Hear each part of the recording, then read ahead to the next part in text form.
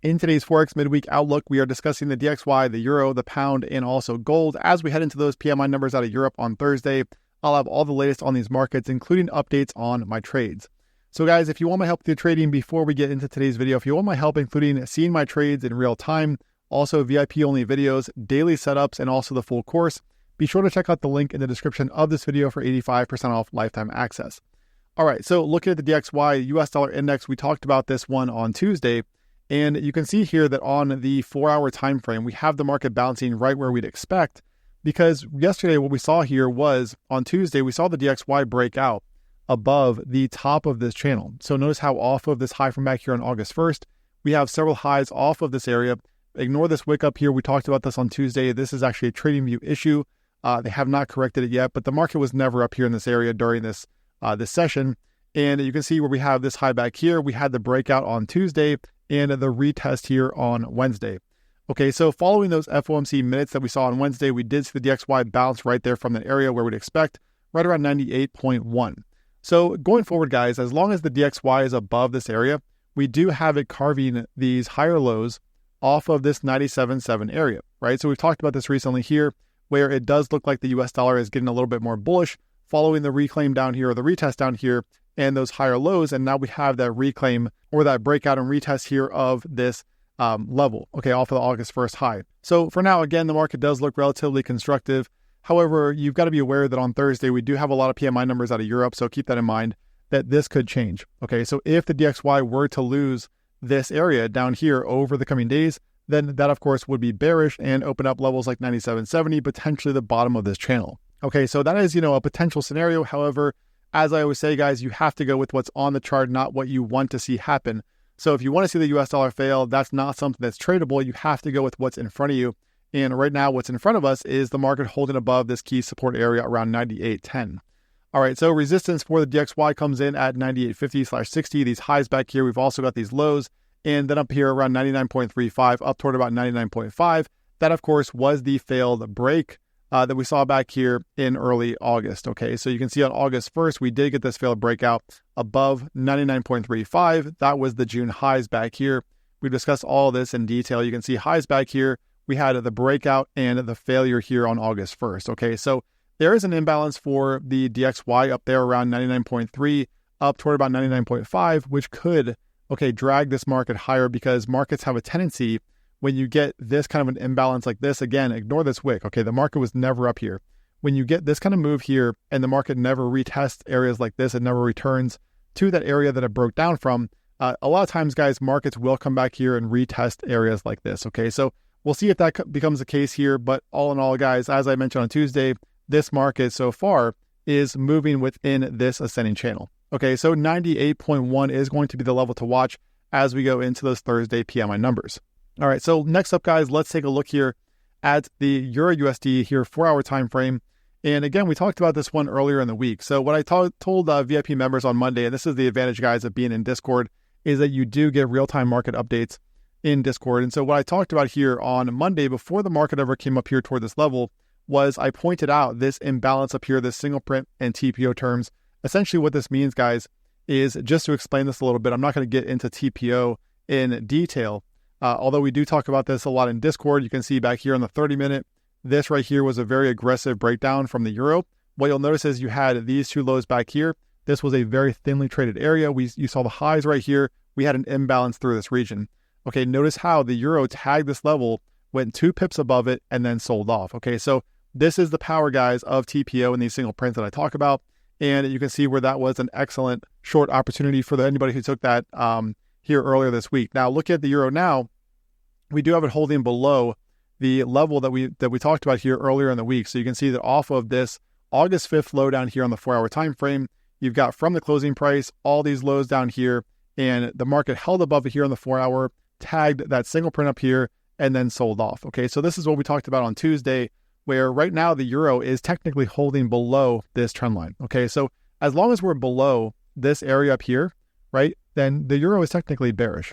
There is no reason to be bullish on the euro here, and that's also true when you look at the DXY and it holding above this, the top of this channel here around 98.1. Okay, so right now, guys, the euro is technically bearish. However, again, we do have those PMI numbers coming up on Thursday. So keep that in mind if you are trading these markets. Key support for this market comes in down here at this low, also these highs, right around 115.90 or so. Of course, you also have these lows down here, which are likely to attract buyers if we do get another retest here over the coming hours. All right, so let's move along here to the pound GBPUSD, which I do have a short on here that is going really nicely. Came back from vacation, and within hours, I put on a short, which I mentioned in the VIP group in real time, up here at 135.38. So up here in this area, I was shorting this market. You can see where this was the range highs that we talked about, up there around 135.80. And you can see where we did get a lower high right here on this, or on these few candles here. And now we also had a break below the bottom of this channel. Okay, so you can see that off these highs, if you extend a parallel level down here off of these lows, you can see where we did get a breakdown through here from the pound. I was shorting that. And as I mentioned in the video on Monday, I believe it was, we talked about how this up here, the single print, once again, guys, just like with the euro, this stuff is so powerful. You can see back here, we had this high, we had the low, we had the breakdown, we had a single print up here. Okay, single print, guys, is TPO, it's an indicator, and you can see where we had the single print here on the 30-minute time frame, very thinly traded area through here.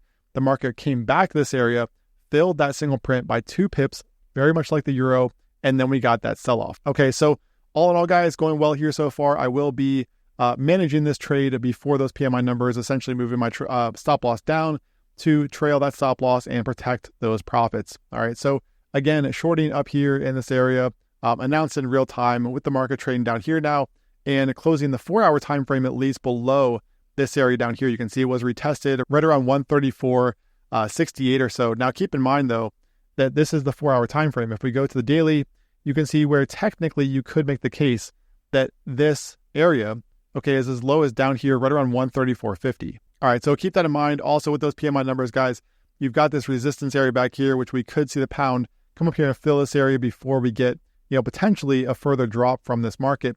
And one reason why I was shorting this market, and I'm still short this market, is because of this single print down here at 133.84. So we talked about this before, but you can see we've got these lows back here, right? So lows down here, highs up here. This is a range for this market. And if you take the low down here and this high up here, this right here is your mid-range.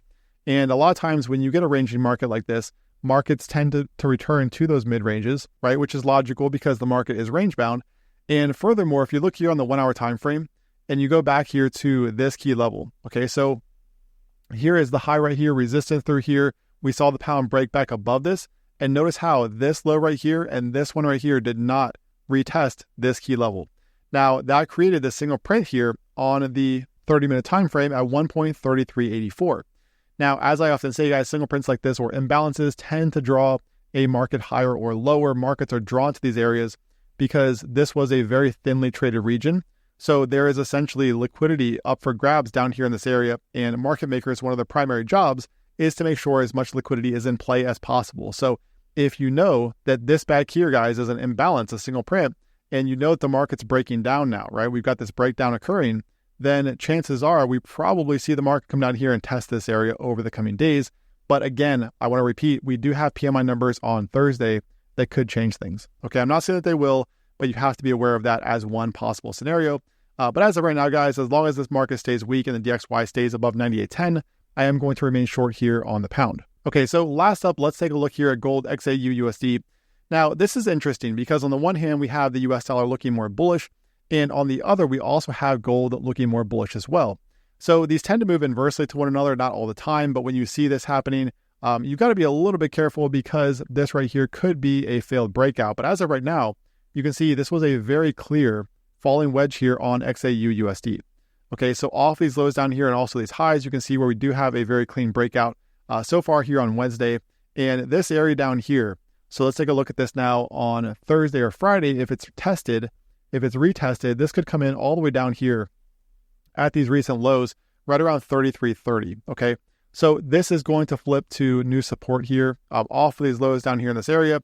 And then you've got resistance up here, obviously these highs, but then you also have this drop back here, which creates this imbalance through this region, right? Clearly a pivot through here off these lows, these highs and these lows through here. You had a very aggressive drop, a partial retrace here. So there is an area, a pocket up here around 33.85 or so that could come into play here over the coming days if gold can hold above this region here this week. Now, obviously, if it doesn't and it closes back below here, given that US dollar strength, then we do have a single print down here that is still open around 33.05. Okay, so from this move back here, again, a very thinly traded area through here, the market came close to this here recently at 33.11, but didn't quite take out that imbalance down here at 33.05.